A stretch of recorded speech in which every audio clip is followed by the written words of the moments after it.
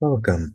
In this video, we will discuss informed consent and why it is so important in the digital environment today. So let's begin by talking a little bit about informed consent. And you may have heard of informed consent as it applies to engaging in research activities. And so, for instance, if you complete a survey or an interview type study, you might be asked to read a statement of informed consent that tells you about the study, what all details pertain to your participation in the study, any risks, those kinds of things. And then you'll be asked whether you consent to participate in the study. And certainly that is a prominent area of informed consent and very true to the definition. But informed consent can exist in many different contexts in our digital world. So informed consent simply means providing all relevant information so individuals can make informed decisions.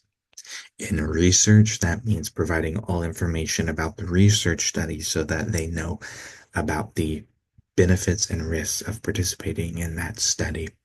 But when it comes to the digital world, it may mean informing the users of a site about the risks of using the site, of privacy risks, of what are the benefits of using the site, in order to make sure they can make an informed decision about whether to use the website. And in some cases, we are compelled to provide this information, where in other cases, you may be able to get away without providing such information on your website or in your system. As I mentioned, we hear about informed consent a lot with academic research, but it does apply to all contexts in which users are asked to supply data. So often we agree to privacy policies or data sharing policies, and we don't always read those, but those matter in the form of informed consent.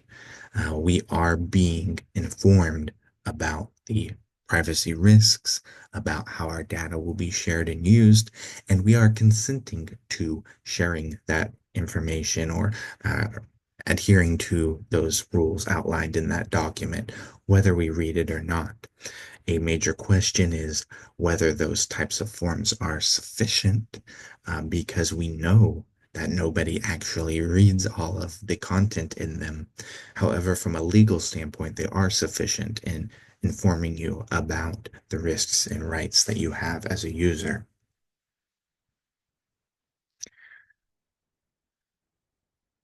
From an academic standpoint, it is critical to inform individuals about data storage procedures, regardless of context and legal obligations.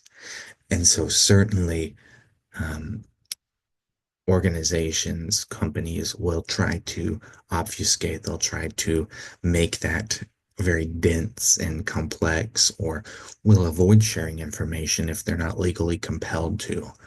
But from an ethical standpoint, if you think about our rights as individuals, I think we would all desire to have our information um, shared with us as far as how our data is going to be used and how it's going to be stored and how we will be protected as users.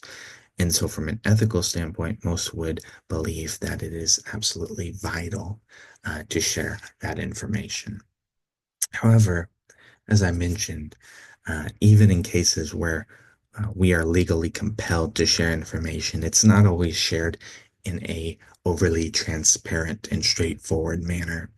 And in many cases, it seems like individuals or organizations, companies are intentionally making the content lengthy and opaque so that we will not read it in detail. And there are just a few examples here of very lengthy privacy policies or informed consent forms or multi-section policies that have very immense detail in terms of actual content, but don't really get to the point of what is important. What do we really want to know? Could you give us in a bulleted list the 10 most important things we need to know about your privacy policy? How are you collecting data? What types of data are you collecting? How are you going to use it? These kinds of things. Instead, we have to dig through lengthy policies to find the one line that might specify that kind of information through a pile of legalese. So, this is just a brief introduction to the topic of informed consent, and I hope you'll be interested in learning more about this topic. What I have here are a few more resources for further research, and I will link to both of these in the description. The first is a resource from Utah State University. It is Best Practices for Online Informed Consent. It does look at informed consent from the research perspective. So, how are we informing research participants about their rights and about how data will be collected and used through the process of our research? The second is a more general resource for informed consent in an online context. So it talks about legal and ethical considerations for informed consent and data sharing. So talking about what are some of these considerations? What are some of these concerns when it comes to how we share data that we have collected as organizations, agencies, researchers with others? What should we be thinking about? What information should we be providing to the individuals to whom that data belongs? So, thank you very much for watching this video, and I hope to see you in our next recording.